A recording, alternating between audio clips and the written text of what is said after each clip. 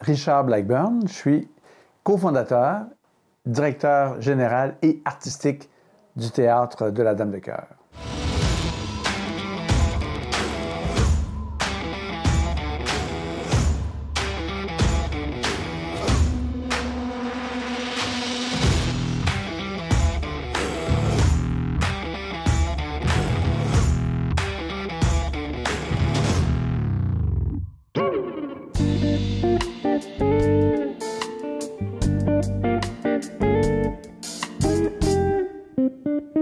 La compagnie est née à Montréal il y a plus de 40 ans, 43 ans, 44 ans.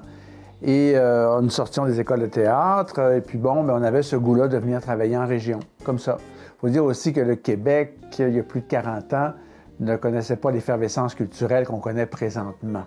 Mais il y avait ce goût-là. Donc, on a su à un moment donné qu'il y avait un site abandonné ici en région. Le site où on est présentement était fantomatique à l'époque. Fantomatique. Il n'y avait plus de vitres nulle part, plus de portes, boîtes électriques arrachées, vraiment prêt pour la démolition. Alors, on a été squatteur pendant 10 ans ici, sans bail. On était tolérés sur le site. Et là, pendant ces 10 premières années-là, on a fait la preuve que c'était intéressant de développer le site sur le plan culturel. Et c'est comme ça qu'on a pu s'implanter. Alors, au bout de 10 ans, le bureau régional du ministère de la Culture a dit « OK, la preuve est faite, on va régler les titres de propriété, on va vous soutenir et on va confirmer cette vocation-là culturelle pour l'ensemble du site. » Alors, bien sûr, il y a eu des phases d'investissement pour les ateliers de production, les shops, etc. Bon, tout ça s'est mis en place. Et puis aussi, pendant toutes ces années, on a préciser notre dynamique artistique, notre vision artistique au cœur du Québec.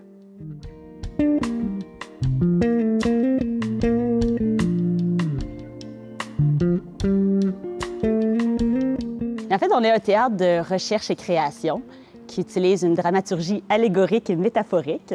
Alors, on utilise la marionnette géante, la marionnette voire surdimensionnée. On travaille avec la surdimension. C'est notre spécialité ici au Théâtre de la Dame de Cœur. Donc, on fait des spectacles ici sur place, mais on a aussi la possibilité de créer des événements en grand déploiement. Le théâtre a aussi fait partie avec Singapour de l'ouverture d'Exposition Hall et ainsi de suite, Coupe Grey. Donc, la Dame de Cœur a collaboré aussi à plein d'autres événements comme ça. Donc, on a aussi un spectacle de tournée qui s'appelle Harmonie. Ce spectacle-là, on le fait un peu partout dans le monde. On est allé à Taïwan, on est allé à Hong Kong, on l'a fait au Mexique, on l'a fait aux États-Unis, si je ne me trompe pas, au Canada. Donc, on a aussi cette facette-là.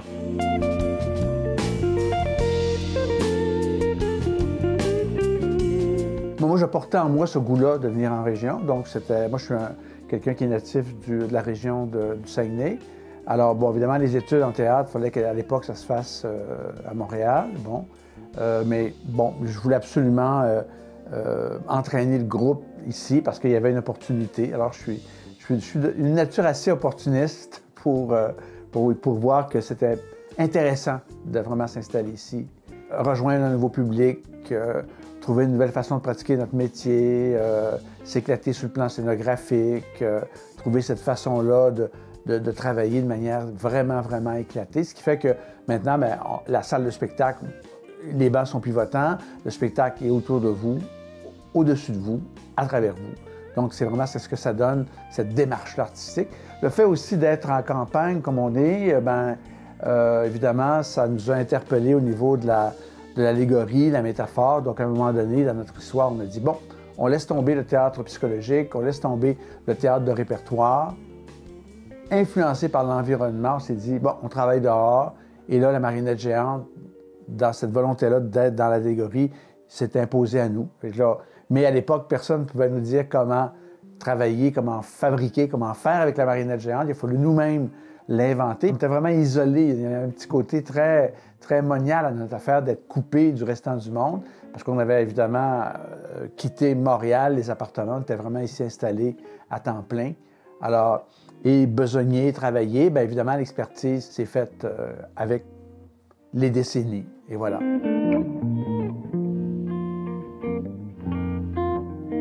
Tous les deux, on a étudié en théâtre. Moi, j'ai un bac en théâtre à l'Université d'Ottawa. Puis ensuite, j'ai fait des cours en marionnette pendant mon bac. Je suis allée en faire aussi en France. Puis j'ai toujours voulu créer pour le jeune public, mais pour la famille. Ici, c'est vraiment notre public, c'est familial. Je voulais créatrice de magie. J'avais envie de créer des histoires, de faire rêver, voyager le public. Et j'ai découvert le Théâtre La Dame de Cœur tout de suite après mon bac. Je suis tombée en amour avec la compagnie, avec la mission de la compagnie.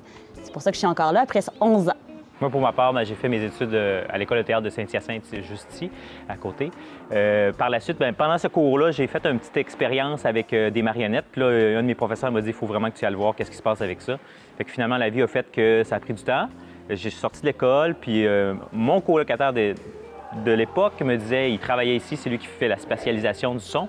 Il disait « Ah, tu aimerais ça, à Dame de Cœur », puis il offre des formations. Donc, je suis venu faire une formation, puis j'ai complètement tombé sous le charme, parce que c'est un sport aussi, c'est un sport artistique, comme on dit. En fait, on se plaît à dire, parce qu'il faut s'entraîner pour pouvoir porter ces grosses marionnettes-là de 50 livres. Donc, la formation, c'est ça, c'est qu'on passe 5 fins de semaine ici sur le site, on s'entraîne, puis après ça, on va manipuler des marionnettes. Donc, c'est l'amalgame de l'entraînement avec l'art qui m'interpelle beaucoup. En fait, c'est au croisement du théâtre, de la danse, du cirque. C'est autant une performance physique, comme le dit Carl, qu'artistique. Et ça, c'est vrai que, pour ma part, j'ai fait aussi du cirque avant. C'est vraiment... c'est ce qui nous interpellait aussi dans ce théâtre-là, qui est particulier. Le Théâtre La Dame de Cœur, c'est unique au Canada, voire même dans le monde. Alors, c'est vraiment une merveille qu'on a ici. On est chanceux de l'avoir chez nous.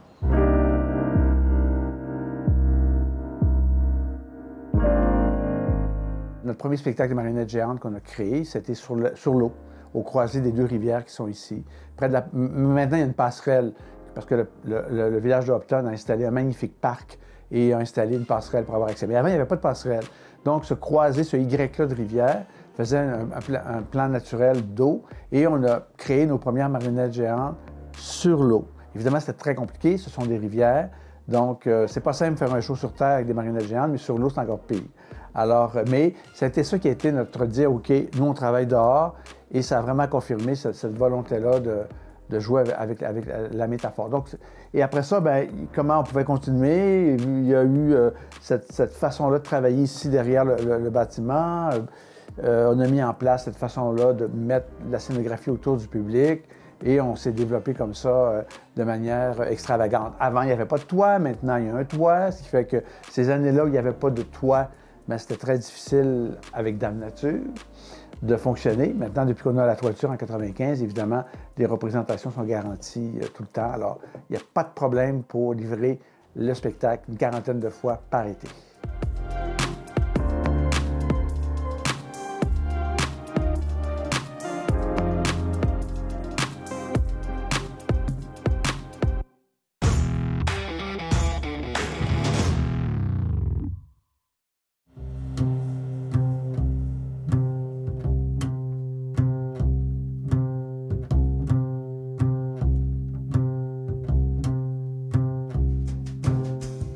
Bien, tout d'abord, marionnettiste, c'est donner vie à des objets qui n'ont pas de vie.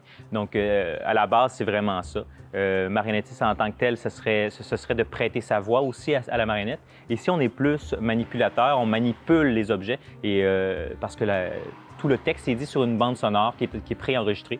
Puis nous, on synchronise les lips, la gueule de la marionnette, sur ce qu'on entend. Je pense que magie est le bon terme, ouais. Parce que c'est donner une vie à un objet, donc à une chose inanimée, lui donner une âme. Alors ici, on donne une âme aux objets. C'est tellement magique qu'on réussit même à embarquer les adultes avec nous. Oui. Donc les adultes se laissent charmer par ça, puis donc la marionnette sert à ça aussi. C'est un bon point, là. Les marionnettes, c'est vraiment pas que pour les enfants. C'est pas comme certains pourraient le croire. Ils interpellent autant l'adulte parce que oui, on a notre cœur d'enfant, mais comme c'est de la magie, puis le côté technique au Théâtre de la Dame de Cœur est très fort parce qu'on utilise la surdimension. On a certaines marionnettes qui sont sur camions, chariots élévateurs, structures de voitures, puis ce qui fait que les parents qui viennent sont autant impressionnés par nos techniques. On utilise la pneumatique, l'électricité, donc on a des panneaux de contrôle aussi pour pouvoir donner vie à ce qui est vraiment très, très gros parce que nous, on emporte avec la technique du harnais, mais les très, très lourdes, plusieurs centaines de livres, évidemment, ça prend d'autres techniques. Il y a plusieurs facettes de la marionnette, la marionnettique.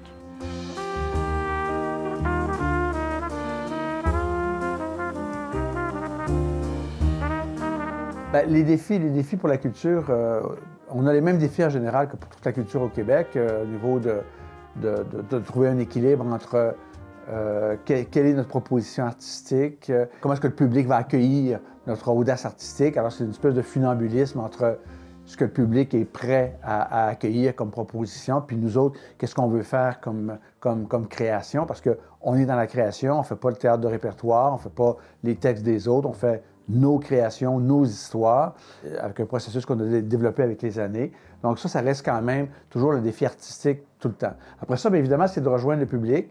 Le fait de travailler en région ici, il y a des gens de notre région ici immédiate qui travaillent avec nous depuis déjà très longtemps, mais il faut aussi aller chercher des professionnels qui viennent de Montréal, qui viennent de Québec, qui viennent d'ailleurs. Après ça, c'est d'équilibrer les budgets pour qu'on puisse payer nos nombreuses factures. Ici, on a 9 bâtiments sur le site. Alors, c'est quand même, ça coûte, faut être autonome. Nous, notre compagnie, on a un soutien financier du Conseil des arts et des lettres du Québec. On est soutenu à peu près à hauteur de toute subvention confondue, c'est 30 de notre chiffre d'affaires. Donc, ça veut dire qu'on peut dire qu'on transforme 30 sous en 1 $. Alors, donc, on a 70 de revenus autonomes. Pour une compagnie culturelle de création comme nous, de recherche, c'est beaucoup, 70 de revenus autonomes. Tu n'as pas le droit à l'erreur. Tu n'as pas le droit à l'erreur, tu es condamné à ce que ça fonctionne. Il faut que ça fonctionne. Il faut que ton 70 soit au rendez-vous pour être capable de rouler. Donc, les défis se retrouvent à plusieurs niveaux. Il y a au défi artistique, avoir les gens qui viennent travailler avec nous en région, voilà, et puis s'équilibrer dans un ensemble pour que le théâtre roule. Après ça, bien évidemment, nous, avec les années, ce qui est intéressant, c'est qu'avec l'expertise que le théâtre a développée, bien, ce sont les contrats internationaux qui se sont rajoutés. On travaille à l'international assez régulièrement. Alors, ça nous a amené à Singapour, ça nous a amené en Norvège, à New York, ça nous a amené aux États-Unis, ça nous a amené dans différents pays, dans le restant du Canada aussi. Alors ça, c'est intéressant parce que cette expertise-là, unique de la marionnette géante, on n'est pas très nombreux à avoir cette expertise-là. On n'est vraiment pas nombreux. Donc, voilà, on est là et on répond à ces besoins-là.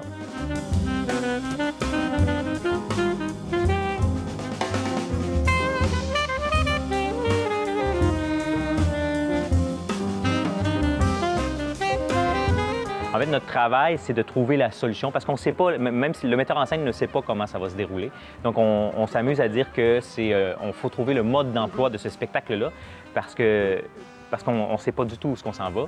Mais on a des belles marionnettes. Puis nous, en fait, en tant que marionnettistes, on est là pour trouver les solutions. OK, il faut faire ça à tel moment, mais là, ça se peut pas parce que si, ça. Mais on va trouver la façon de résoudre le problème, en fait. En fait, les défis sont vraiment très grands. À chaque jour, on arrive ici en disant « Wow, on a des beaux défis à relever, autant techniques que physiques. » Alors, c'est sûr que là, c'est particulier parce qu'on veut donner vie à un spectacle qui va commencer le 26 juin. On a 2 mois, 180 heures pour trouver toutes les solutions, trouver le mode d'emploi, comme le dit Carl. Et ça, c'est un grand défi en soi. Alors, en ce moment, c'est vraiment, on dédie toute notre énergie, notre cœur, notre âme à ce spectacle-là. Et ensuite, aussitôt que le spectacle commence, bien, on va se lancer dans la nouvelle création parce qu'ici, on n'arrête jamais. On n'arrête jamais. Donc, on doit préparer le spectacle qui vient ensuite, qui est un spectacle qui prend 2 ans à créer. Alors, du moment qu'on va commencer les représentations, là, nous, on va se retrouver à nouveau là, dans nos bureaux de création pour se lancer à nouveau. Puis à cette étape-là, bien là, ça devient autre chose, une autre façon de fonctionner. On arrive, bien là, on est devant nos ordinateurs, puis on pense à une histoire, on pense à des personnages qu'on voudrait mettre en vie, des thématiques et tout ça. Puis là, ça, c'est vraiment la période de création. Après ça, on s'en va dans une petite salle, sur un maquettage, puis on va faire bouger nos personnages, comment on veut que ça se passe autour de la salle. Donc, on met déjà en mouvement une certaine partie de la mise en scène, puis on répond à des questionnements déjà en partant. Ça, c'est une autre partie qu'on fait quand on a une imprimante 3D ici, puis on fait imprimer nos personnages en 3D. C'est ça, pour faire le maquettage, comme on dit. Puis ensuite, bien là, on va tomber dans... Oui, tout le monde va avoir accès à cet outil-là, qui est le maquettage. Le maquettage qui va être fait aussi, on utilise le logiciel Stop Motion. Fait que là, on fait vraiment un 40 minutes là, de toute l'histoire qu'on va avoir créée. Après ça, on envoie ça à la production, puis eux autres, ils vont commencer à créer les marionnettes. On travaille avec un illustrateur qui va vraiment dessiner à partir de notre maquettage, à partir de notre scénarisation, parce que c'est vraiment particulier ici, c'est qu'on scénarise les actions, on trouve les personnages, puis ensuite, une fois qu'on a fait le maquettage avec les différentes actions des personnages, là, on va remettre le maquettage à une auteure. Donc, on n'écrit pas le texte. Alors, ce qui est vraiment différent d'une démarche conventionnelle en théâtre où on part d'un texte. Nous, on ne part pas d'un texte, on part de personnages, d'une thématique originale, ensuite de personnages, ensuite d'action.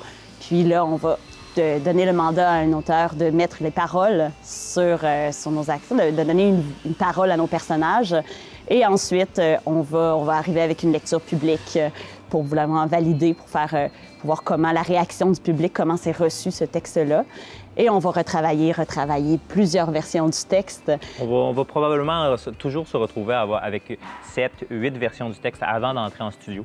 Puis là, justement, en studio, c'est un autre travail. Donc, là, on part vraiment à l'interprétation parce que là, c'est vraiment le matériel qu'on va avoir pour les répétitions. Ça va être le spectacle. Donc, tout est pointilleux, tout est au scalpel. Puis même après ça, on continue à couper des répliques. Des fois, par moments, pour nous, ça paraissait correct en lecture publique, mais là, ça devient autre chose parce que là, tu as juste le matériel audio. Donc, c'est une autre étape. Puis là, finalement, on va être rendu en 2021 à la même date ici de 2020 pour faire la prochaine création. Ouais, c'est 2 ans.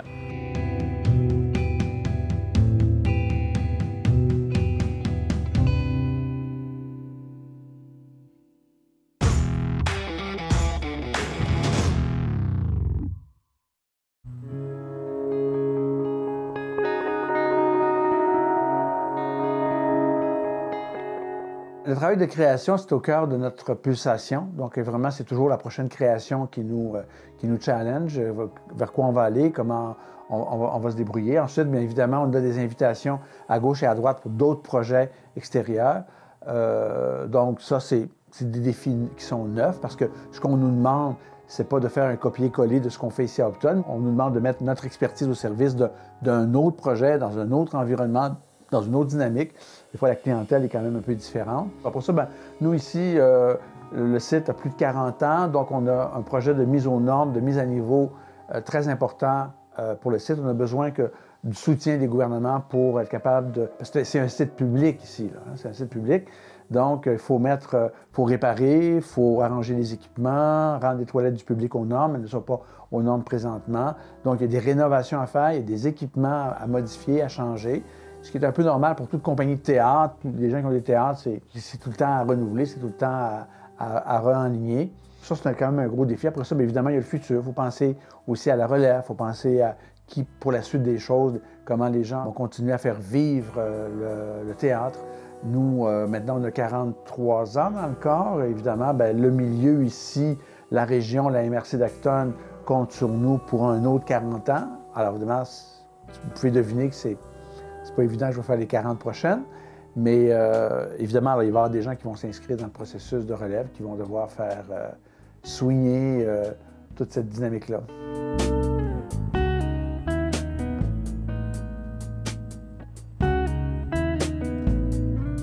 Bien, déjà, de donner vie au Grand Bric-à-Brac le 26 juin, c'est notre objectif principal actuellement. Et ensuite, ça va être de donner vie à un nouveau spectacle, la création qui va venir par la suite, qui est toujours une création qui doit avoir de l'innovation technique. On cherche toujours, on est en recherche et création, donc on cherche à aller plus loin. À chaque fois, c'est des défis. Alors oui, nos objectifs, ça va être aussi de continuer à surprendre le public dans des nouveaux univers avec des nouvelles technologies, de toujours pousser plus loin la marionnettique, nos outils aussi, nos machines. Ça fait partie de ça et continuer, bien sûr, à émerveiller le public et à les inviter à prendre part à notre aventure. Trouver ce qu'on n'a pas encore fait ici, que le public n'a pas encore vu, puis pour justement avoir encore plus de magie. Oui, en leur racontant une histoire.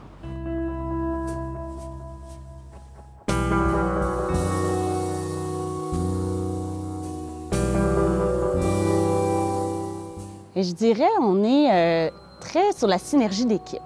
On a un style de gestion, de travail d'équipe, où on est basé sur la collaboration, sur la coopération, parce qu'on est, par exemple, pour le spectacle, on va être 8 marionnettistes pour donner vie à une vingtaine de personnages.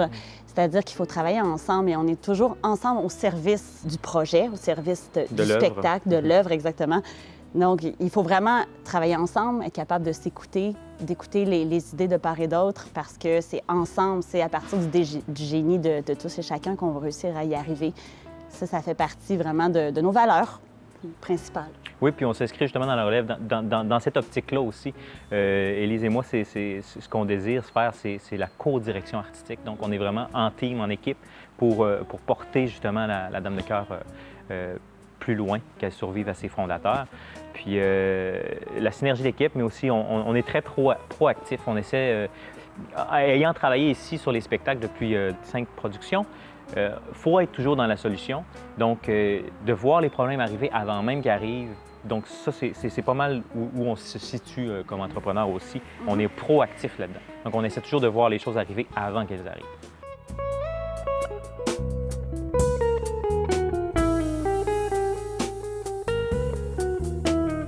C'est la passion de la création qui fait qu'à un moment donné, tu as un projet puis que tu veux mettre en place quelque chose. Tu vas aller à la rencontre d'un public.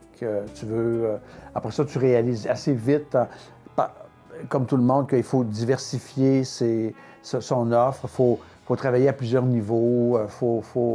Il y a la diffusion, mais il y a aussi l'expertise au niveau de la production, il y a les animations avec le milieu scolaire, il y a l'accueil, il y a comment aller travailler dans d'autres projets, dans d'autres pays. Donc, l'entrepreneuriat, c'est d'avoir les bonnes équipes, évidemment, ça c'est essentiel, d'avoir les bonnes têtes de chapitre pour être capable de partager avec toi ta folie, ton univers. Sur le plan financier, toujours avoir un regard serré, percutant, pertinent sur comment est-ce que tu gères tes sous avec les gens, être juste, équitable avec tes équipes. Mais fondamentalement, c'est d'avoir le bon leadership pour entraîner les gens dans les différents projets qu'on a. Parce que nous, tu vois, au niveau de notre mission, on est défini comme recherche, création, production, diffusion, formation, animation, médiation culturelle. Donc, chacun de ces mots-là vient avec un cahier de charge, vient avec du monde, avec des spécificités. Il y a des responsabilités, il y a des choses à développer, il faut innover. Alors, il faut toujours continuellement innover. Ça, c'est sûr que l'innovation est au cœur de notre travail pour garder en alerte le regard du public sur ce qu'on fait, parce qu'on a besoin d'avoir, entre autres, des salles pleines, parce qu'on a besoin d'avoir des projets à gauche et à droite, originaux, qui fonctionnent bien, puis qui... voilà.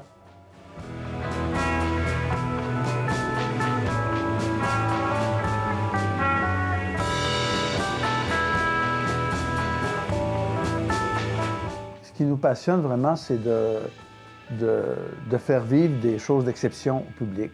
Nous, évidemment, c'était déjà clair il y a 40 ans qu'on voulait profiter des 4 dimensions de notre art, parce qu'on peut... Tu sais, je veux dire, bon, il y a le multimédia, il y a la réalité virtuelle, mais c'est quand même une personne à la fois. Nous, ce qu'on s'est toujours dit, c'est qu'un des avantages du théâtre, même sur le cinéma, même sur les autres arts, c'est de pouvoir exister en temps réel autour de toi, au-dessus de toi, à travers toi. Donc, vraiment de manière éclatée. Donc, ça veut dire que c'est vraiment du 4 dimensions, c'est-à-dire l'espace et le temps, dans la façon de jouer avec le public. Donc, c'est ça qui nous passionne, parce que, et c'est le public familial aussi qu'on trouve trippant parce qu'il y a des enfants, mais il y a aussi des adultes. Donc l'idée, c'est de toujours avoir une façon équilibrée de raconter une histoire qui est accessible aux jeunes, mais avoir un niveau de lecture pour les adultes. Puis de réussir à faire passer une belle soirée autant aux adultes qu'aux jeunes. Mais l'espace et le temps en art, pour nous, c'est concret, c'est précis, c'est réel, c'est vraiment en 4 dimensions. Venez nous voir cet été! Venez découvrir le Grand Bric-à-Brac, un spectacle extraordinaire qu'on est en train de donner vie. Ça va vraiment être un très beau spectacle. Avec les géants, on vous a surpris avec les déplacements dans la salle et tout ça. Et puis cette année, on a encore plein de nouveautés, des nouvelles façons de manipuler que vous allez pouvoir voir. Donc, on vous attend dès le 26 juin 2019.